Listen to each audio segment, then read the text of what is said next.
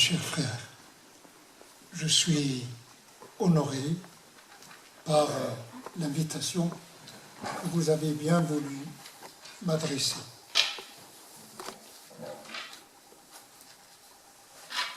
Le mot invitation en français, le mot français invitation, a pour équivalent arabe appeler, a également pour équivalent arabe devenir visible à l'autre. Au sein de cet espace habité par la sérénité, l'amour et la fraternité, nous allons devenir visibles les uns pour les autres. Quel plaisir! Le thème que vous avez choisi est un thème qui peut être comparé à l'oxygène. Peut-on vivre sans oxygène? Peut-on vivre ensemble sans la conscience d'être des frères? Peut-on mener à bien cette noble mission, celle de la fraternité et du partage, sans effort pour devenir objet de miséricorde et source de miséricorde? Lorsqu'on ouvre le Coran, la première phrase qui enchante les oreilles et qui plaît aux yeux est justement la miséricorde. On ouvre le Coran et nous voilà en face d'un discours qui relève de Dieu.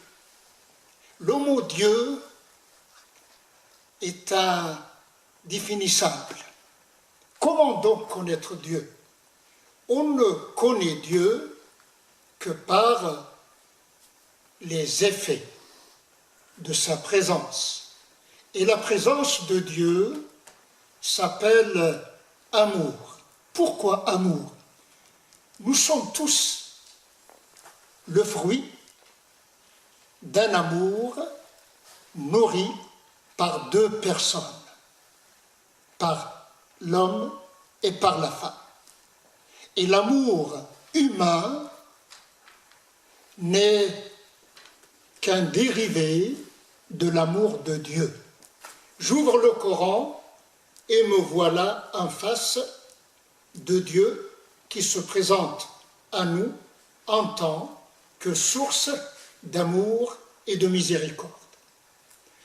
Dans une tradition prophétique, parce que j'ouvre une parenthèse pour vous rappeler que le musulman puise sa conception et le principe de son action dans deux sources, dans le Coran, qui est la parole de Dieu, et dans l'enseignement et la pratique du prophète. Pour nous,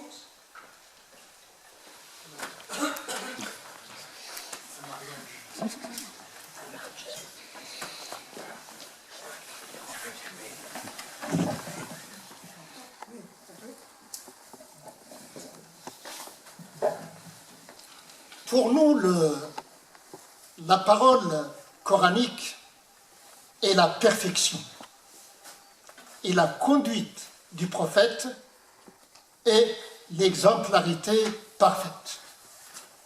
Le Coran s'ouvre par une description de Dieu comme source de miséricorde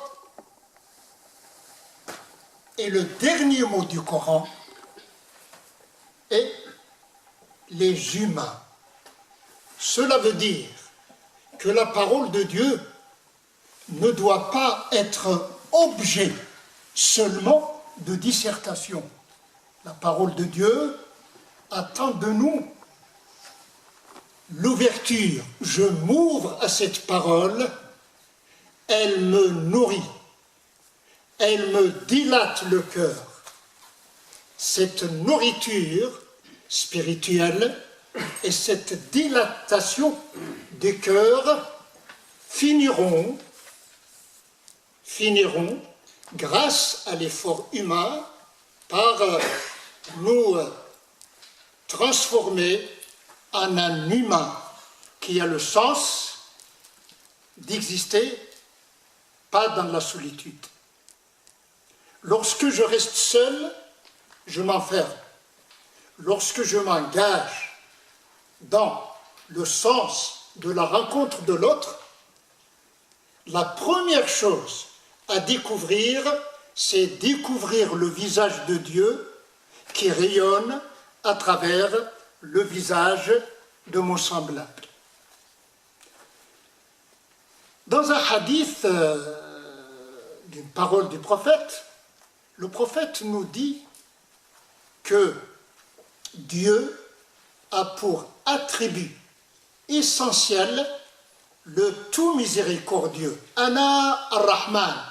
Dieu se présente à la créature en tant que je capable d'accorder à toute l'existence sa miséricorde. Le mot arabe, je le pense comme le mot hébreu, le tout miséricordieux se dit Ar-Rahman. Dans ce hadith, dans cette parole prophétique, Dieu nous dit que je suis le tout miséricordieux et je fais dériver Ar-Rahim, c'est-à-dire les liens de sang de mon nom. Celui qui fait l'effort de bienveillance à l'égard de son semblable, je l'aime et je le soutiens. Et quiconque cherche à faire du mal à son semblable, je l'abandonne. Quand le monde, quand les humains sont abandonnés à eux-mêmes, ils deviendront incapables de bienveillance, incapables de se découvrir à travers l'autre, incapables d'aimer, incapables de donner, incapables de pardonner. Et cela nous conduit à rappeler les prérogatives essentielles de l'être humain, sont au nombre de 3. Chacun d'entre nous a une potentialité. Cette potentialité a pour nom connaître. Deuxième élément de cette potentialité a pour nom vouloir. Troisième élément de cette potentialité a pour nom d'aimer. Qu'est-ce que je dois connaître? Qu'est-ce que je dois faire? Et mon amour? L'amour est à l'image de l'eau. L'eau est la source de tous les êtres existentiels. Cette eau qui est source de vie, si elle est stagnée, elle devient morte et elle devient mortelle. Voici la situation dans laquelle se trouve le monde d'aujourd'hui. Faute de connaître l'essentiel, on se perd dans tout ce qui est inessentiel. Faute de vouloir le bien, on se perd dans le mal. Faute d'aimer, on se condamne à la stagnation.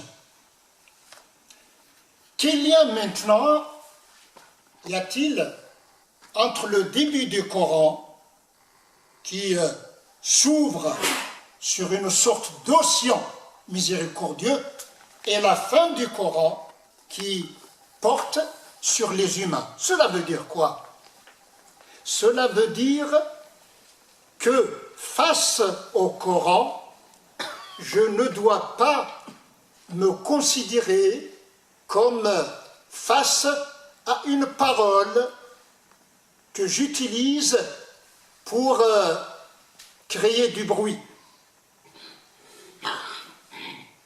Mais je suis en face d'une parole qui m'indique le chemin à suivre. Le chemin, dans ce cas, est celui de devenir conscient de nos deux niveaux de notre être. Je ne suis pas une matérialité habitée par l'esprit. Je suis une spiritualité appelée à se manifester à travers mes attitudes avec mes semblables. C'est très important. S'il y a coupure entre le niveau de ma divinité et le niveau de mon humanité, c'est la panne totale.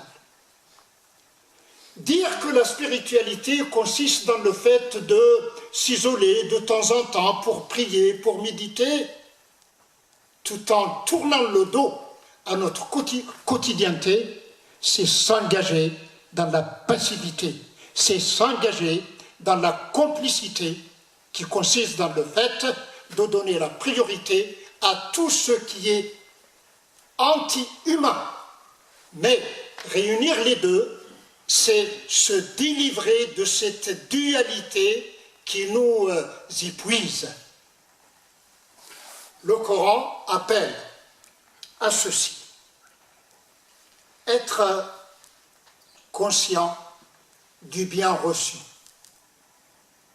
Pas pour le tenir pour soi. Être conscient du bien reçu nous conduit à devenir conscient de ceci. Le bien reçu, c'est ce que nous partageons ensemble. En tant que croyants, nous partageons la certitude selon laquelle nous sommes tous égaux, étant donné que nous sommes tous les créatures de Dieu. Voici un point important. 2. Nous sommes tous responsables de notre manière de structurer nos relations. Et nous avons la possibilité de construire et de détruire. Dieu nous a installés sur cette terre, pas pour faire de cette terre une vallée de larmes, mais pour donner la possibilité à chaque élément de l'existence de s'intégrer dans la totalité. La totalité en question, c'est être reconnaissant à l'égard de Dieu, le donateur de tout ce qui est bien, et mettre tout cela en fonction de l'intérêt, pas seulement individuel, mais interindividuel. C'est cela qui va nous permettre de nous libérer de notre individualisme. Se libérer de notre individualisme, c'est donner toutes les chances à nos individualités d'évoluer, pas dans une sorte d'île séparée, mais dans cette totalité. La totalité, vous êtes en train de la nourrir ici. Comment? Grâce à ces rencontres. Apparemment, je dis, si l'on est obsédé par le quantitatif, on peut dire, tiens, cette rencontre, que peut-elle faire dans cet océan agité? Non, ce n'est pas une question de quantité, c'est une question de qualité. Et je pense que vous, cette noble assemblée, nous rappelle que nous sommes capables de rendre l'impossible possible. Comment? C'est par notre collaboration au sens noble du terme, collaborer pour construire un monde où les uns seront les frères des autres. Je suis très heureux de me trouver entre notre rabbin Philippe Haddad. La dernière rencontre qui a eu lieu entre nous, c'était à Montpellier il y a une dizaine d'années, n'est-ce pas? Et je suis très heureux aussi d'être pas loin de mon frère Frédéric, c'est ça? Merci à vous pour cette invitation. Merci à vous. Et permettez-moi de vous dire que je ne suis pas en train de vous enseigner. Chacun de nous doit agir de façon à être enseignant et enseigner. Wassalamu alaikum.